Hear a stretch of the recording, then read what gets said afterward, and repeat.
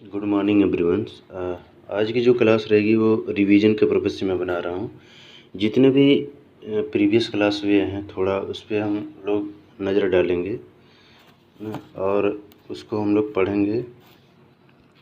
और बस ये रिवीजन के पर्पज़ से बनाया गया है और पीडीएफ आपको मिल ही गया है।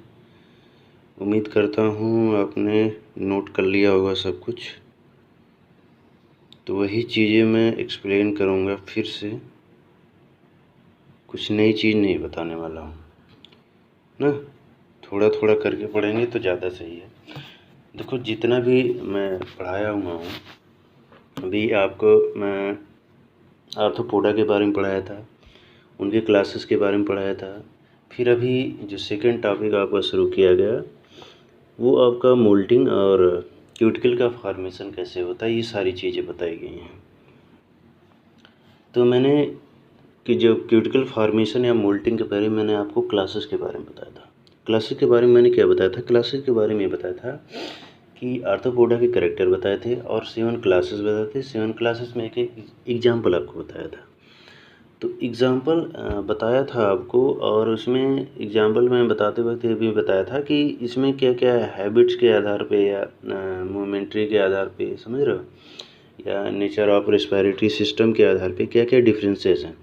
जिसमें मैंने आर्थ्रोपोडा में आपको क्या बताया था? आर्थ्रोपोडा में आपको ये बताया था कि इसमें कैरेक्टर क्या है, जैसे बॉडी का सेगमेंटेड पाया जाना, समझ रहे हो, मोल्टिंग होना बॉडी में, समझ रहे हो ना, बॉडी का सेगमेंटेड होना, मोल्टिंग होना, और बायलेटरल सिमेट्री का पाया जाना बॉडी में। ये सारी चीज़ें हो गई थी ना। बॉडी में एंटनी किस में पाया जाता है, एंटनी किस में प्रेजेंट है, किस में एब्सेंट है ना। सिस्टम ऑफ जो रेस्पिरेटरी सिस्टम है वो कैसे वर्क करता है, ट्रैकियल होता है कि नॉन ट्रैकियल होता है, समझ रहे हो। देखो, इसमें भी कुछ क्या होता है, कुछ ट्रैकिया से होते हैं, समझ रहे हो। और ट्रैकिया में मैंने बताया था क्या होता है, एयर उसके ही थ्रू क्या करती है, इंटर करती है। कुछ सर्कुलेटरी सिस्टम था, सर्कुलेटरी सिस्टम के बारे में मैंने क्या बताया था, जैसे हार्ट होता है, हार्ट के ऊपर एक एलिमेंट्री कैनाल होता है, एलिमेंट्री कैनाल के ऊपर क्या लगा था, हार्ट लगा होता है। हार्ट लगा होने से हार्ट क्या होता है, ओस्टिया से प्रवेश करता है। ओस्टिया क्या होते हैं, ओस्टिया एक छोटे छोटे छिद्र होते हैं जो हार्ट के थ्रू वो क्या करते हैं, ब्लड को इंटर करते हैं, समझ रहे हो ना। वो कैसे करते हैं, सर्कुलेशन द्वारा। हाँ, सर्कुलेशन कैसे होता है, उसमें जो मसल्स पाई जाती हैं, जो डॉर्सल मसल्स पाई जाती हैं, वेंट्रल मसल्स पाई जाती हैं, ट्रायंगुलर शेप में मसल्स पाई जाती हैं। वो मसल्स में जब कॉन्ट्रैक्शंस होता है या सकुंचन होता है, सकुंचन के थ्रू की ब्लड का सर्कुलेशन होता है। ब्लड सर्कुलेशन जब होगा तो वो उसी ओस्टिया के थ्रू क्या करते हैं, प्रवेश करते हैं। मैंने ये चीज़ें विधिवत पूरी क्लास में बताई थी। हैबिट्स के बारे में क्या बताया था कि सबकी हैबिट्स क्या है ना, जिसे हैबिट्स मतलब कॉन्टेरिस्टियल्स रीजन में रहता है ना। ये आर्थ्रोपोडा में मैंने सारी चीज़ें बताई थी। तो मैंने आपको बताया था ओनिकोफोरा जिसे बताया था, टेरेस्ट्रियल रीजन में बताया था, समझ रहे हो ना। और आपको क्रस्टेशिया बताया था, क्रस्टेशिया में कुछ क्या होते हैं, कुछ जलीय होते हैं, समझ रहे हो ना, कुछ एक्वेटिक नेचर के होते हैं ना, एक्वेटिक नेचर के होते हैं। और मैंने क्या बताया, एरेक्निडा बताया था, एरेक्निडा में क्या बताया था, वो एरेक्निडा में बताया था एक टेरेस्ट्रियल नेचर के होते हैं, और कुछ कुछ इंसेक्ट उसमें भी थे कि एक्वेटिक नेचर के थे, समझ रहे हो ना। तो ये सारी चीज़ें आपको मैंने बताया था। और जैसे इंसेक्ट का बताया था कि इंसेक्ट क्या होता है, टेरेस्ट्रियल रीजन, टेरेस्ट्रियल रीजन में स्थलीय स्थानों में जो रहते हैं उनको बोलते हैं टेरेस्ट्रियल रीजन वाले जीव। तो ये सारी चीज़ें बताया था। और मैंने सर्कुलेशन के बताया था, मैं सर्कुलेशन कैसे होता है, ओस्टिया के थ्रू होता है। ब्लड क्या बजाय, ब्लड का प्रकार जो पाया जाएगा, ब्लड के प्रकार को क्या बोलेंगे, हीमोलिम्फ बोलेंगे ना। इसमें जैसे हम लोग के ब्लड में ब्लड पर वो होता है ना, वैसे उनके ब्लड को क्या बोलते हैं, हीमोलिम्फ बोलते हैं, समझ रहे हो ना। और ये सारी चीज़ें पिछली क्लास में हो गई थी। और जैसे लेग है, लेग के बारे में मैंने बताया था कितना पेयर लेग पाया जाता है। जैसे आपका अगर देखा जाए ऑनकोफोरा में कितना पेयर लेग पाया जाता है, या एंटीनी पाया जाता है कि नहीं पाया जाता है। एंटीनी जैसे 1 पेयर्स पाया जाता है ना। और तो ये सारी चीज़ें हैं। और इंसेक्ट में एंटीनी कितने पेयर बताया था, 1 पेयर बताया था। क्रस्टेशियम अगर आएंगे, एंटीनी 2 पेयर मैंने बताया था। एरेक्निडा में पाए जाते हैं आएंगे तो एरेक्निडा में क्या है, एंटनी की जगह में पेडिपाल पाए जाते हैं, पेडिपाल पाए जाते हैं ना। तो ये सारी चीज़ें बताया था। जैसे अब माउथ पार्ट में आ जाएगी। माउथ पार्ट में क्या होता है, ऑन्कोफोरा में माउथ पार्ट क्या होता है, जैसे एक आर्थ्रोपोडा का एक करेक्टर और है कि जो माउथ पार्ट होता है वो मैंडिबुलेट होता है। मैंडिबुलेट क्या होते हैं, मैंडिबुलेट जब इंसेक्ट में आएंगे, इंसेक्ट के हेड में कई सारे सेगमेंट होते हैं, जैसे मैंडिबल का पाया जाना, मैक्सिली का पाया जाना, लेब्रम लेबियम का पाया जाना ना। ये सब सारे क्या रीजन होते हैं, ये सारे मिल के एक माउथ पार्ट का फॉर्मेशन करते हैं। तो मैंडिबल बहुत ही इम्पोर्टेंस ऑर्गन्स होता है, समझ लो, किसी भी मैटर को पीसने के लिए या ग्राइंड करने के लिए, समझ रहे हो। तो ये किस में पाया जाता है, किस में नहीं पाया, मैंने बताया था कि इंसेक्ट में पाया जाता है, चिलोपोडम पाया जाता है, डिप्लोपोडम पाया जाता है, समझ रहे हो। ये सारी चीज़ें पिछली क्लास में सब कुछ हो चुकी हैं, प्रीवियस क्लास में। अब देखो जो अभी जो क्लास गया है उसमें मैंने आपको बताया था मोल्टिंग के बारे में या एपिडर्मिस के बारे में बताया था। एपिडर्मिस के बारे में मैंने क्या बताया था, या बॉडी वॉल के बारे में बताया था। बॉडी वॉल में मैंने बताया था बॉडी वॉल को ही एक्सोस्केलेटन्स बोलते हैं। एक्सोस्केलेटन्स किसके बने होते हैं, एक्सोस्केलेटन्स जो बने होते हैं किससे बने होते हैं, एन एसिटाइल ग्लूकोसामाइन से बने होते हैं। या ये प्रोटीनियस कंपाउंड है जो मिल के क्या बनता है, ये पूरे बॉडी वॉल का फॉर्मेशन करता है, समझ रहे हो। अब इसमें मैंने बताया था कि इसमें 3 लेयर होता है। 3 लेयर होता है कौन, एक क्यूटिकल्स होता है, एपिडर्मिस होता है और बेसमेंट मेम्ब्रेन होता है। बेसमेंट मेम्ब्रेन जो होता है, जो एपिडर्मिस के सबसे नीचे वाली लेयर ना, एपिडर्मिस के नीचे लगी हुई लेयर होती है, उसे बेसमेंट मेम्ब्रेन बोलते हैं। यानी बेसमेंट मेम्ब्रेन जो बेस बनाने का काम करता हो, समझ रहे हो ना। तो एपिडर्मिस के नीचे पाया जाएगा। और मैंने ये बताया था आपको कि जितने भी सिक्रेशंस होंगे, वो बॉडी का जितना भी सिक्रेशंस होगा, या क्यूटिकल का बनना, स्पाइक का बनना ना, ये सब सिक्रेशन का ये गौन किससे होते हैं, ये एपिडर्मल सेल द्वारा होते हैं। इसमें बहुत सारे सेल पाए जाते हैं, जैसे ट्राइकोजन सेल बताया था। ट्राइकोजन सेल का क्या काम है, ट्राइकोजन सेल का यही काम है कि स्पाइक का या ब्रिस्टल का, जो ये मैंने देखो फिगर में बनाया भी है, ब्रिस्टल का क्या करना, सिक्रेशन करना। डर्मल सेल का क्या काम है, क्यूटिकल का फॉर्मेशन करना।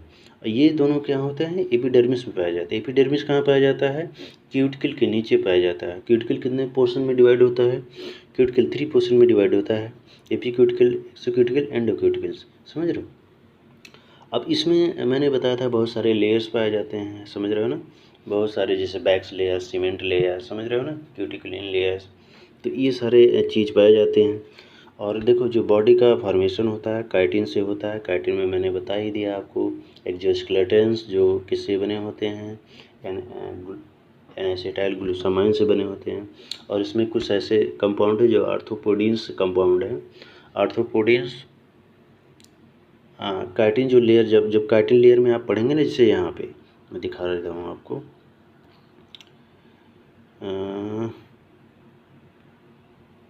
यहाँ पे तो काइटिन जो कंपोजिशन कंपोजिशन ऑफ क्यूटिकल में जब आएंगे तो काइटिन, देखो यहाँ में, देखो नोट्स में है ना, नोट्स में देखो सब कुछ है, बस आपको पढ़ना है। देखो यह कंपोजिशन ऑफ क्यूटिकल में क्या होगा, काइटिन्स के बने होते हैं। काइटिन में मैंने बता ही दिया, नाइट्रोजनस पॉलीसैकेराइड कंपाउंड होते हैं ना, जो एसिटाइल ग्लूकोसामाइन से बने होते हैं।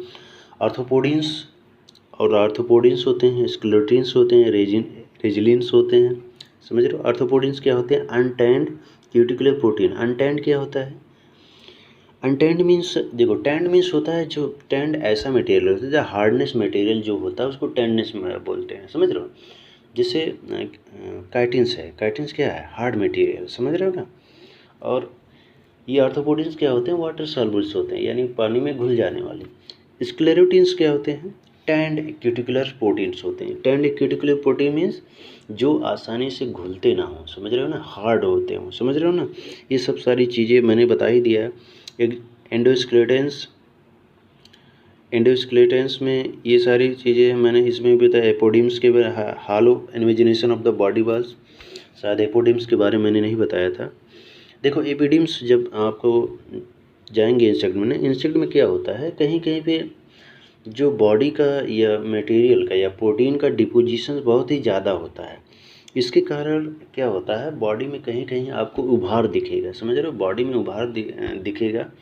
उसी प्लेस को क्या बोलते हैं, एपोडिम्स बोलते हैं, और कुछ होता नहीं है ये। एपोलाइसिस मैंने बता ही दिया, एपोलाइसिस क्या होता है, detachment of the old cuticles from the new cuticle, समझ रहे हो ना।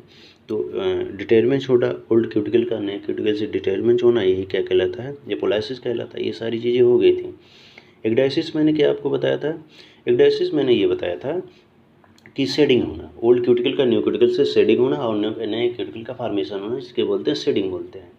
एक्जीवी क्या बताया था, डिस्कार्डेड मटेरियल, यानी बेकार गिरा हुआ जो क्यूटिकुलर मटेरियल है, जो अपने बॉडी से उसने क्या किया, छोड़ दिया है, बॉडी से छोड़ दिया है, उसको क्या बोलते हैं, एक्जीवी बोलते हैं, समझ रहे हो। ये सारी चीज़ें मैंने पिछली क्लास में हो गई हैं। और आपको इंस्टार के बारे में बताया था, स्टेडियम के बारे में बताया। इंस्टार क्या होते हैं, इंस्टार जो फर्स्ट हैच होता है, यानी अंडे से जब लार्वा निकलता है ना, अंडे से लार्वा निकलने की जो स्टेज होती है, उसे जब फर्स्ट इंस्टार बोलेंगे, यानी फर्स्ट इंस्टार बोलेंगे। जब वही लार्वा जो है फर्स्ट इंस्टार हैच मोल्टिंग करके सेकंड में जाएगा, सेकंड हो गया, सेकंड में जाएगा, क्या होंगे फिर, उसके सेकंड इंस्टार बोलेंगे, उसको क्या बोलेंगे, सेकंड इंस्टार बोलेंगे। और ये बिना, मैंने बताया था, मोल्टिंग ये बहुत ही इम्पॉर्टेंट प्रोसेस है, किसी भी फॉर्मेशंस को, बॉडी ऑर्गन्स को डेवलप करने के लिए बहुत ही इंपॉर्टेंट प्रोसेस है, समझ रहे हो। बिना इसके क्या होंगे, किसी उनके बॉडी में डेवलपमेंट नहीं होगा। तो बहुत ही इंपॉर्टेंट फंक्शन है, समझ रहे हो। ये फिर मैं ये सब सारी चीज़ें देखो इसमें, और क्या बताया था, सेलुलर एंड नॉन सेलुलर बताया था आपको कि कौन से बॉडी होते हैं। जैसे देखो क्यूटिकल है, क्यूटिकल क्या होता है, क्यूटिकल नॉन सेलुलर लेयर्स होती है। एपिडर्मिस क्या है, सेलुलर लेयर्स होती है। इसी से देखो जिससे सिक्रेशन होता है ना, उससे क्या होता है, उसे वो कहते हैं सेलुलर होते हैं। नॉन सेलुलर में जो ऐसे मटेरियल के रूप में पड़ा है कुछ, मतलब ज़्यादा उसका फंक्शनली कुछ है नहीं, समझ रहे हो ना। फंक्शन यही किया है कि उसको जैसे क्यूटिकल है, क्यूटिकल का काम क्या है, अब ये कवर के रूप में रख दिया गया है, उसका यही काम है बाहरी इन्वायरमेंट से सुरक्षा प्रदान करना, और बॉडी पूरे जो सॉफ्ट ऑर्गन है बॉडी के अंदर, उसको क्या करना, प्रोटेक्ट करना, यही सब काम है। तो ये सारे काम करता है, इसीलिए उसको नॉन सेलुलर बोलते हैं, समझ रहे हो। और सेलुलर क्या कहाँ बोलते हैं, एपिडर्मिस को, क्योंकि उसमें जितनी भी सिक्रेशन हो एक्टिविटी हो रही है, सब उसी लेयर से हो रही है। तो ये सारी चीज़ें मैंने बता दिया था आपको। और फंक्शन ऑफ बॉडी वाश ये मैंने बता ही दिया था। मोल्टिंग देखो ये मैंने बता ही दिया था आपको, समझ रहे हैं ना। देखो step of the moultings, behaviour change क्या होता है इसमें, मैंने बताया था, खाना पीना बंद कर देता है। चेंज एपिडर्मिस क्या होता है, बॉडी उसमें क्या होता है, प्रोटीन कंट्रैक्ट हो, एंजाइम एक्टिविटी बढ़ जाएगी, समझ रहे, सेल डिवाइड होने लगेंगे, माइटोटिक डिवीजन होने लगेगा, एपोलाइसिस होने लगेगी, फॉर्मेशन ऑफ द सबक्यूटिकल, समझ रहे, ये सारी चीज़ें हो गई थी, समझ रहे। लिपोप्रोटीन का फॉर्मेशन होगा, लेयर का फॉर्मेशन होगा, समझ रहे हो ना। प्रोक्यूटिकल का फॉर्मेशन होगा, एपीक्यूटिकल के नीचे मैंने बताया था एक लेयर्स का फॉर्मेशन होने लगता है। ये क्या करेंगे, ये क्या करेगा, प्रोक्यूटिकल्स क्या करेगा, प्रोक्यूटिकल्स एक हेल्प करेगा किसी भी एपीक्यूटिकल्स या एक्सोक्यूटिकल्स, इसके फॉर्मेशन में क्या करेगा, हेल्प कैसे करेगा, तो प्रोटीन को क्या करेगा, डिपोजिशन करेगा, हार्ड बनाएगा, यही सब इसका काम है, समझ रहे हो ना। अब मोल्टिंग मैंने बता ही दिया था आपको कि इनमें दो स्टेप इन्वॉल्व होते हैं। देखो एक रप्चरिंग का, एक रिमूवल ऑफ ओल्ड क्यूटिकल। जैसे यहाँ पे देख लीजिए, एक मिनट, देखो 2 स्टेप्स हैं। 2 स्टेप में क्या है, 2 स्टेप में, और देखो इसमें एक रप्चरिंग, ओल्ड क्यूटिकल का क्या होगा, रप्चरिंग होगा, समझ रहे हो। अब देखो ये इसमें होता क्या है, जो रप्चरिंग होगा ओल्ड क्यूटिकल का, जो एक्सेस इसमें क्या करेगा, पहले में वाटर का या एयर का बहुत ही ज़्यादा मात्रा में क्या इनटेक करेगा। ये इनटेक करने से क्या होगा, उनके जो इनटेक करने से क्या होगा, ब्लड सर्कुलेशन उसमें बॉडी के अंदर बढ़ेगा। ब्लड सर्कुलेशन बढ़ने से क्या होगा, ब्लड सर्कुलेशन बनने के कारण उनके हेड या थोरेक्स रीजन में एक हल्की सी रैप्चरिंग होगी, रप्चर होगा। जो रैप्चर होता है ना, उसे वीकनेस पॉइंट बोलते हैं, एक या एक्डाइसियस लाइन बोलते हैं। देखो जैसे मैंने नहीं लिखा है, ये नोट्स का है। एक्डाइसियस लाइन बोलते हैं। एक्डाइसियल लाइन मीन्स वो जगह जहाँ पे फर्स्ट टाइम बॉडी क्या हो रही है, रप्चर हो रही है। और उसके थ्रू पूरा जो है आपका मोल्टिंग जो है गवर्न होगा। यानी स्टार्टिंग कहीं ना कहीं से होगा ही ना, जहाँ से स्टार्टिंग होगा समझ लीजिए उस पॉइंट को इग्डाइशियल लाइन्स बोलते हैं। समझ रहे हो। अब ओल्ड क्यूटिकल्स, एक minute, formation of old cuticles समझ रहे हो। Removable sorry rupturing of the old cuticles हो गया, समझ रहे हो। रिमूवल ऑफ ओल्ड क्यूटिकल्स, अब वही क्या होगा, ओल्ड क्यूटिकल्स क्या होगा, रिमूव हो जाएगा। समझ रहे हो ना, रिमूव हो जाएगा during the molting and the conversion discarded material. ये सब मैंने बता ही दिया था। समझ रहे हो ना। फॉर्मेशन ऑफ एक्सोक्यूटिकल्स कैसे होगा ना, तो ये मैंने बताया जो एपी प्रोक्यूटिकल्स के बारे में बताया। प्रोक्यूटिकल्स भी क्या करेगा, कैटिन और प्रोटीन का डिपोजिशन करेगा इसमें। समझ रहे हो ना। मोल्टिंग किससे कंट्रोल होगा, मोल्टिंग क्या होता है, प्रोथेरेसिस एक ग्लैंड्स होता है हाँ, जो न्यूरोसिक्रेटरी सेल से क्या होता है, प्रोड्यूस किससे होता है, न्यूरोसिक्रेटरी सेल से। यहाँ देखो मैंने लिखा है, यहाँ आपको दिख भी जाएगा, एक मिनट। हाँ, इससे क्या होगा, इससे मोल्टिंग कब होनी है और कितनी मात्रा में होनी है, ये इसको ये क्या करता है, गवर्न करता है। समझ रहे हो ना, इसको क्या करता है, ये गवर्न करता है। और आगे देखो, ये मैंने ये वाला फिगर आपको बता ही दिया था, एपोलाइसिस कैसे कैसे इसमें हो रहा है। स्टेडियम किसे बोलते हैं, स्टेडियम तो आप लोग को पता ही हो गया होगा। और एक चीज़ और, मोल्टिंग हार्मोन्स जो होता है एक स्टेज के बाद इंसेक्ट में घटने लगता है। जैसे जैसे वो लार्वल पीरियड में जब रहेगा तब तो उसमें मोल्टिंग बहुत ही ज़्यादा होगा। जैसे लार्वल पीरियड से आगे बढ़ेगा, लार्वल पीरियड में जैसे first instar, second instar, third instar, fourth instar, fifth instar से आगे बढ़ेगा, जैसे जैसे प्यूपल स्टेज की तरफ बढ़ेगा ना, मोल्टिंग हार्मोन्स की मात्रा उसमें सिक्रेशन क्या होगी, कमी होगी। समझ रहे हो, कमी होगी। और धीरे धीरे मोल्टिंग हार्मोन्स उसमें कमी होंगे। क्यों, क्योंकि अगर मोल्टिंग हार्मोन्स उसमें बढ़ता रहेगा तो जो क्या वो उसी स्टेज में बने रहेंगे। समझ रहे हो ना, यानी लार्वल स्टेज में ही बने रहेंगे तो उसी स्टेज में ना रहें, इसके लिए क्या धीरे धीरे हार्मोन्स के क्या होता है, सिक्रेशन धीरे धीरे कम होने लगता है और वो प्यूपल स्टेज की तरफ बढ़ने लगते हैं। बस आज के लिए इतना ही, ये आपकी रिवीजन क्लास थी ना, जितने भी मैटर में पढ़ाया गया है बस उसी पे बात किया हूँ और कुछ नया नहीं है इसमें। इसलिए आज के भी क्लास में पीडीएफ आपको नहीं मिलेगा, ये रिवीजन क्लास है, इसको ध्यान रखिएगा।